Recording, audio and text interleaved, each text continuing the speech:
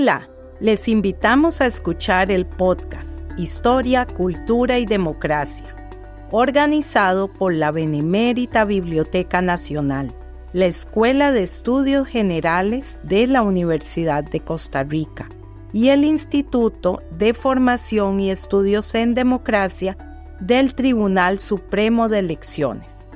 En este episodio estaremos con Eugenia Ibarra Rojas, antropóloga e historiadora.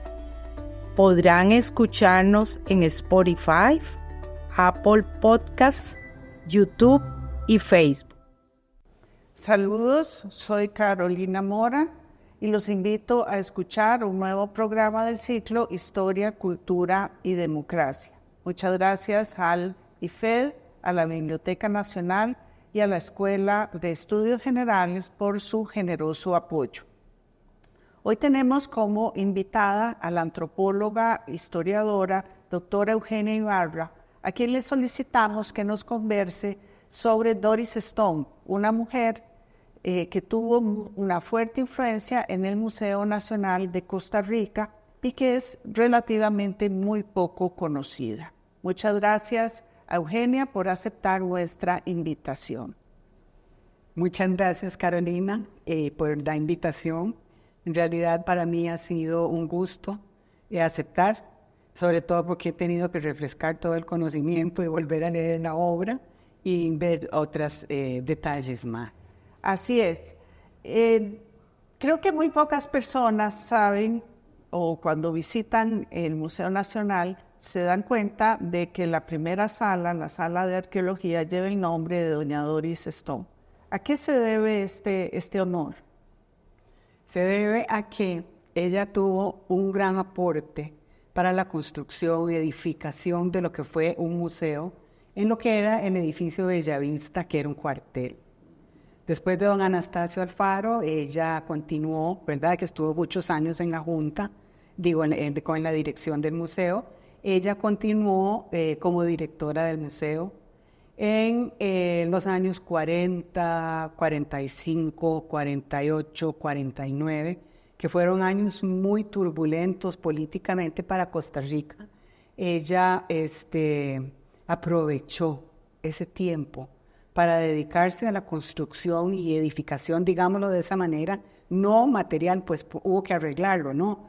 Pero sí de lo que es una constitución de un museo en sí, para lo que se fijó mucho en lo que había antes y las experiencias que ella había tenido en Estados Unidos y otros países. Entonces, hay una, digamos, impronta de la personalidad de Doris Stone en esas primeras etapas del museo dentro de del edificio militar, ¿verdad? ¿Cómo era ella? ¿Qué se dice? Bueno, yo quisiera en estos días como conocerla más a profundidad, pero tengo que decirte que al haber leído el libro otra vez a distancia de unos cuantos años de haberlo escrito y haber hecho la investigación, la he llegado a conocer un poco más ahora. Y yo pienso, imposible que ella no hubiera aprovechado esas oportunidades para colaborar con la construcción, edificación, elaboración, organización del Museo Nacional. Ella era antropóloga. Ella era, sí, tenía estudios, pues fue interesante porque ella como mujer en Estados Unidos no se permitía que las mujeres estudiaran, y menos antropología ni arqueología tampoco. Entonces ella pudieron arreglar para que tuviera profesores privados que llegaran a su casa a que ella estudiara allá. Entonces por ahí ella obtuvo, ¿verdad?, grados en antropología y llegó a acercarse más a las culturas foráneas y a lo que era la etnografía sobre todo. Pero el mundo en el que doña Doris vivió le permitió desarrollarse ampliamente. Cuéntenos de su familia, de su esposo. No le pudo haber ido. Pienso que fueron oportunidades que ella no desperdició. Su papá era el que fundó la United Fruit Company, ¿verdad? La compañía bananeras. Empezó de una manera muy sencilla. Él huyó de Rusia, llegó a los Estados Unidos.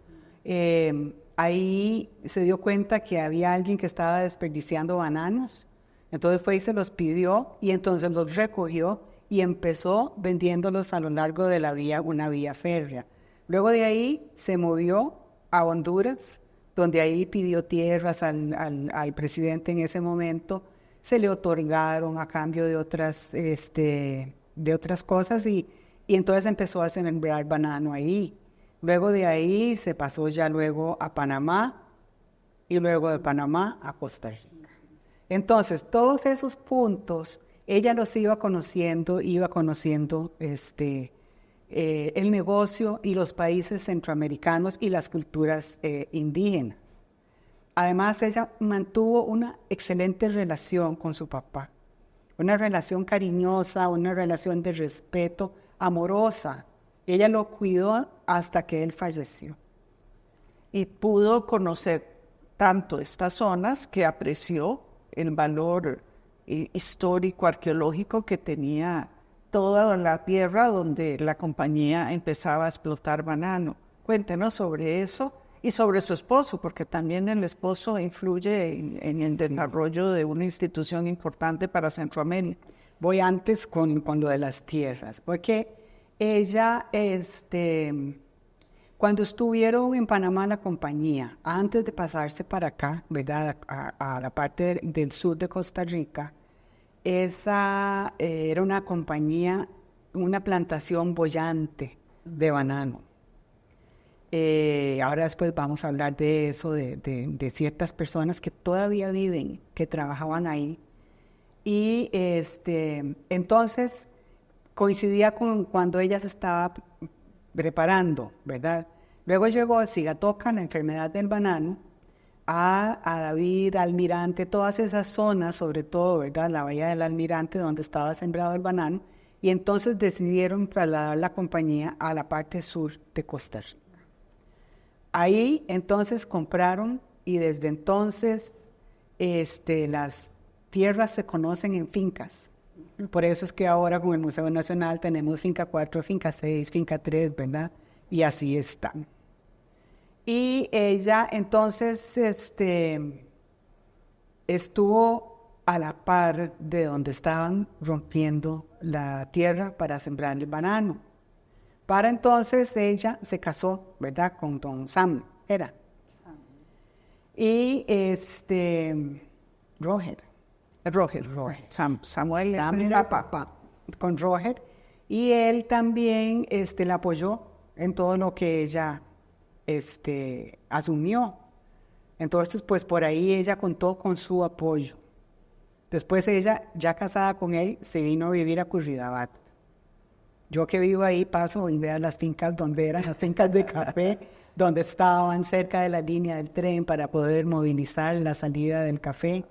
Y ellos pues estaban ahí y él siempre la apoyó. Y posteriormente en Honduras se funda la escuela esta de agronomía, el Zamorano. Agrícola Panamericana. Sí, la Escuela Agrícola Panamericana. El Zamorano se llama. El Zamorano. El desarrollo de su carrera, su profesión, la vincula también con otro tipo de gente que viene a trabajar en otras áreas vinculadas al banano, al café también y a la agricultura en general. Cuéntenos sobre eso, porque parece que se le abre también otro mundo, ¿verdad? Mira, por eso dije antes que la coyuntura estuvo perfecta. Esa gente que llegó es gente de una historia valiosísima, con aportes no solo a la parte científica tropical, Panamá, en esa zona, sino en la de nosotros, en Costa Rica.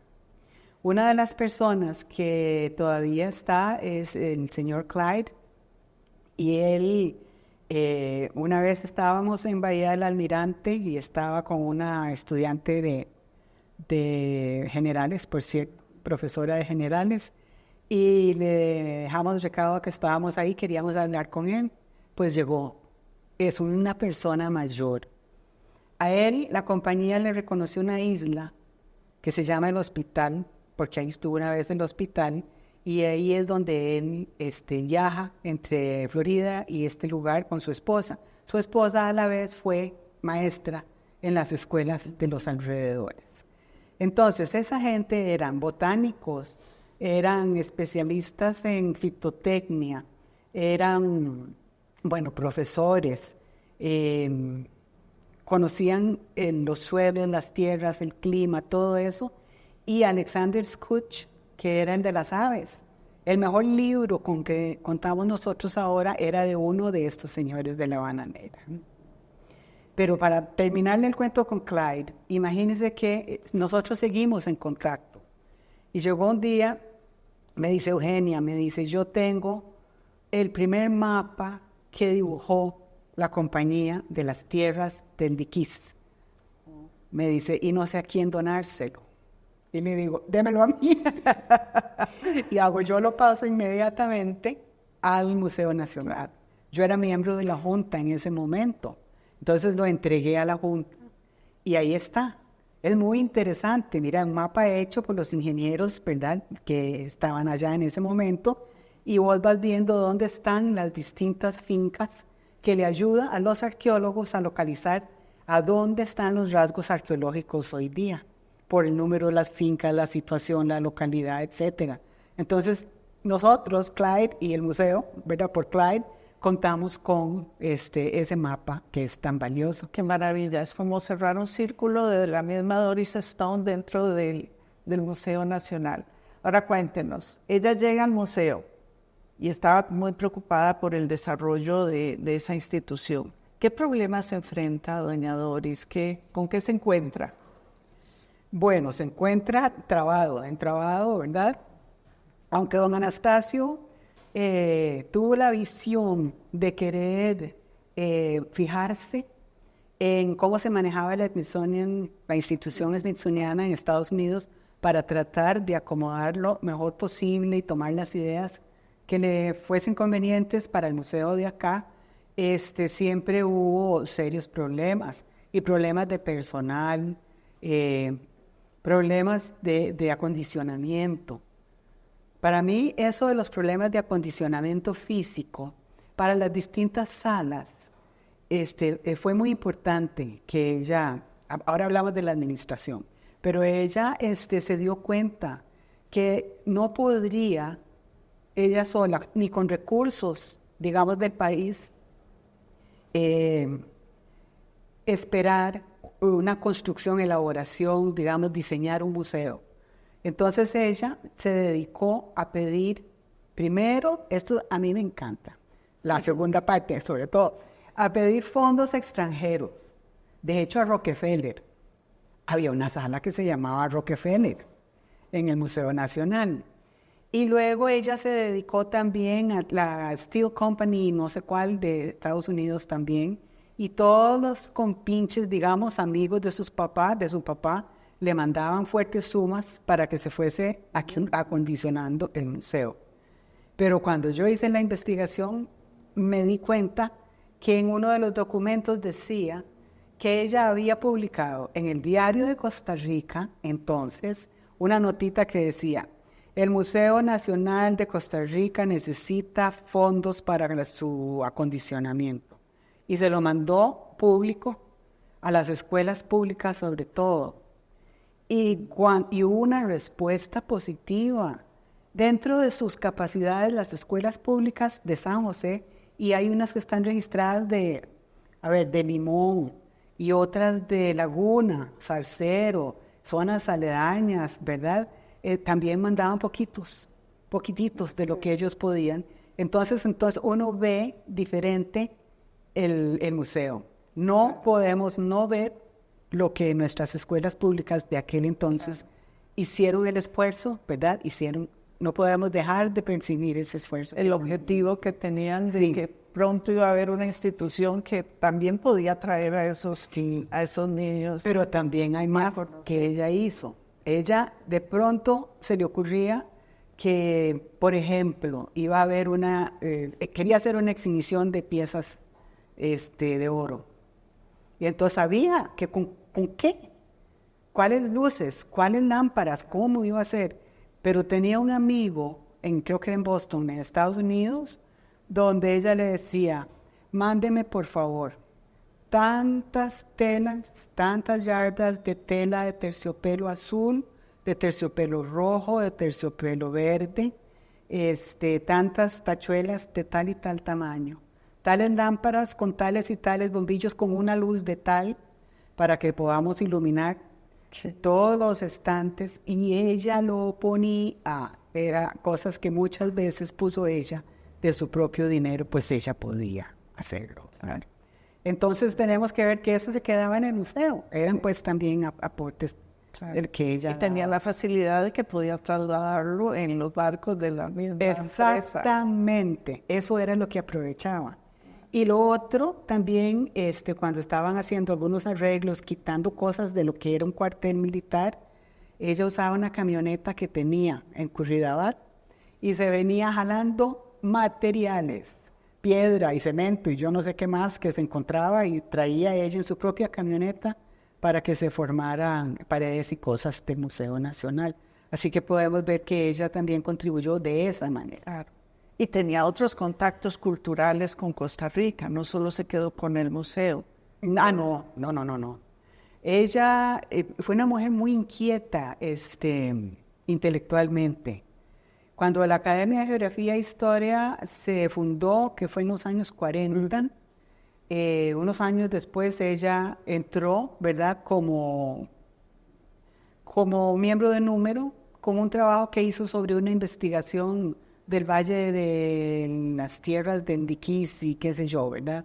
Con eso entró, ¿verdad?, del Valle de Tierra Grande, qué sé yo, bueno, ahí hizo eso, ella hizo una prospección que llaman, ¿verdad? Y entonces eso fue lo que presentó. Cuando quiso ser académica de silla, fue cuando tomó la figura de don Anastasio Alfaro y lo estudió de pe a pa, y entonces ella se convirtió en la poseedora de la silla Anastasio Alfaro. Qué maravilla. En la zona sur de Costa Rica, ella hace un gran trabajo y busca además que estas regiones se modernicen. ¿De qué manera piensa ella que se puede modernizar toda esta región, que es donde quedaba todavía población indígena, sin, digamos, eliminar la base cultural propia de estas sociedades? Ella muy rápido se dio cuenta que cuando se construían carreteras, muy rápido se iban apropiando de los terrenos alrededor de las carreteras. La Panamericana. Sí, en este caso iba a ser la Panamericana, y se dio cuenta que había ciertas migraciones del sur y luego de gente también cercana de acá, del Valle Central, que iban llegando, se iban metiendo y iban a apropiarse de esos terrenos. Y ella sabía que eso iba a acabar con los territorios indígenas. Entonces ella abogó en primer lugar por proteger las tierras de ellos. Bueno, para eso podemos seguir, y ella inclusive participó ya en los años 40, 45 más que nada, en que se creara aquí la Fundación de las Razas, Junta Protectora de las Razas Indígenas, que ella llegó a presidir. Pero ella también se preocupó por la educación. Ella publicó varios libros como silabarios para tratar de mantener el idioma boruca y el bribri. Hay uno que se llama Vamos a criar chanchos. Caray, que debí de haberlo traído para mostrarles en la portada, porque fueron hechas los dibujos por don Francisco Amiguetti, que eran amigos. Y luego tenía otro de Vamos a decir, creo que se llama, y ese era más bien para boruca. Entonces se preocupó por tratar de registrar esos vocablos, pero también por darles cartillas, porque tuvieran escuelas, y en eso iba la parte práctica, porque a veces no tenían agua potable. Entonces, claro, los barcos venían con bombas de agua, y ella las iba instalando en diferentes escuelas, sobre todo estas del sur, la de Boruca y otras, para que también tuvieran no solo el edificio para la escuela, sino también las bombas de agua, agua potable, salud y este tipo de cosas. ¿Se reconoce ese trabajo en la zona sur de este país, el trabajo que ella hizo? Sí, no. ¿Se ha ido diluyendo? No, yo creo que, bueno, ahora cuando vayamos a terminar podemos mencionar algunas cosas al respecto, pero hay muchos detalles de esto que yo estoy narrando ahora que yo misma lo sé porque lo investigué, pero yo estoy segura que la mayoría de las personas ignoran esa movilización que ella tenía y las cosas que trató de hacer. Claro, yo tengo que agregar que ella no fue muy amada en toda parte, ni con los indígenas, ni entre ellos todo el tiempo, ni todo el mundo. Y aquí en San José, tampoco. Claro, me imagino que ese carácter y esa fuerza, Imagínate, en la Costa Rica de esos años debe haber sido rompedora de esquemas. Por supuesto. Además de ella, hace muchos años, había un grupo de comerciantes y de gente muy influyente que se reunían en el Club Unión y a ella estaba invitada, por supuesto. Ella iba los lunes en las noches y entonces ahí aprovechaba, mira, ahí está fulano, voy a ir a hablar con él. Y entonces de una vez le decía, y luego uno cuando revisa los documentos se encuentra donde dice, de acuerdo con nuestra conversación del lunes en la noche, necesito que me mande taca, ¿verdad? Para esto y lo otro. Aprovechando. Entonces, sí, entonces ella se movía en ese círculo acá y en los círculos políticos también. Y tuvo problemas porque hubo gente en el Museo Nacional, como don Rómulo Valerio, que hay que decirlo, que no se pudo entender con ella. Él puso su carta de renuncia y dijo que se negaba a convertirse en un yes man de la compañía bananera en el Museo Nacional y que además de esa junta administrativa estaba constituida únicamente por extranjeros y que no veíamos ahí ya gente de Costa Rica. Y así fue como también salió don Carlos Aguilar, el primer arqueólogo, salió del Museo Nacional porque ella lo corrió, digamos, e igual don Rómulo Valerio. Y los dos fueron mis profesores en la universidad. Así, sin más mérito para estudiar a Doris Stone, porque me imagino que no le hablaron muy bien. Ay, Dios, sí. Ella hace un trabajo importante organizando un congreso americanista.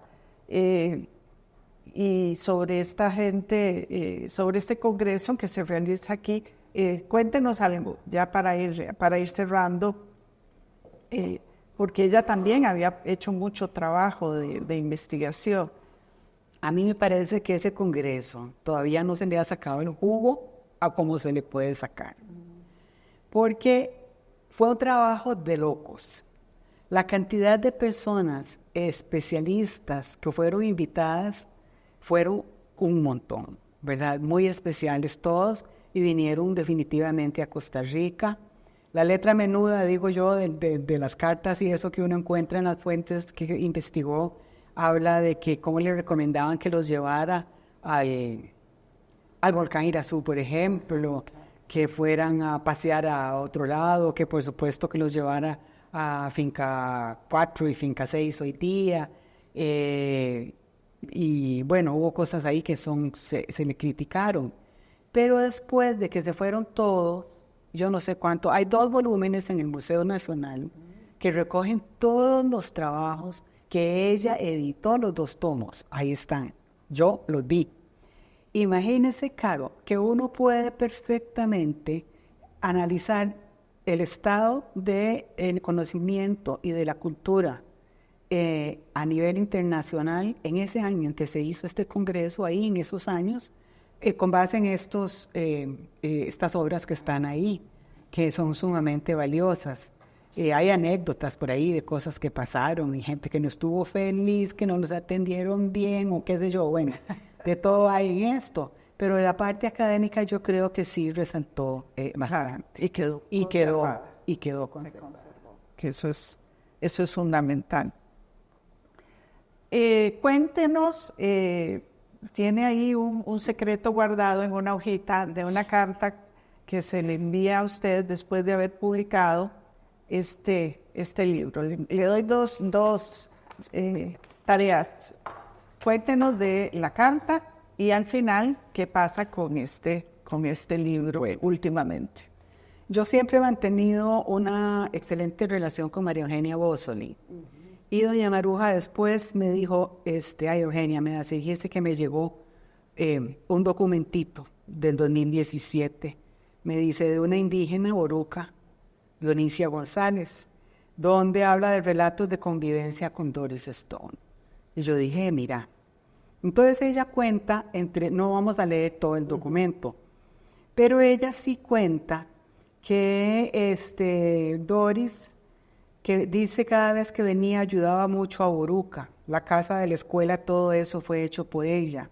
Los puentes cerca de la escuela fueron hechos con plata de ella. Tenía una finca en San José, pero a diario venía. Ella vivía en los estados. Cuando venía lo hacía a caballo, venía por Puerto Cortés, llegaba en avión y luego en bote. Por el río avisaba y decía que le bajaran las mulas, porque tenía muchas mulas, y de ahí la llevaban en mula hasta Boruca. Así que es todo una odisea, ¿verdad?, los viajes de a quienes iba y con quién no. Luego esta señora comenta que ella ayudó a hacer la escuela, la casa para maestros, regaló un trapiche con pailas y una yunta de maíz, y luego dice que había mandado a hacer un cañal, y de ahí sacaban el dulce. Pero la gente en el pueblo en Boruca nunca sabe cuidar nada, dice. Después que ella se fue y no volvió más, todo lo que dejó lo fueron desbaratando, todo eso lo desmantelaron, hasta ahora lo tuvieran si supieran mantener. Todo terminó, vendieron las pailas. Y ahí se fue perdiendo un poco la lengua. Bueno, por ahí hay un poquito más, pero es el reconocimiento o el testimonio de una persona que estuvo presente en ese momento. A la par de en algún momento. Es una visión indígena sobre ella. Ahora cuéntenos, para cerrar, bueno, este libro. Vamos del principio. Cuando Carolina me dijo, venga, yo dije, bueno, yo voy a ver cuántos libros me quedan para llevar.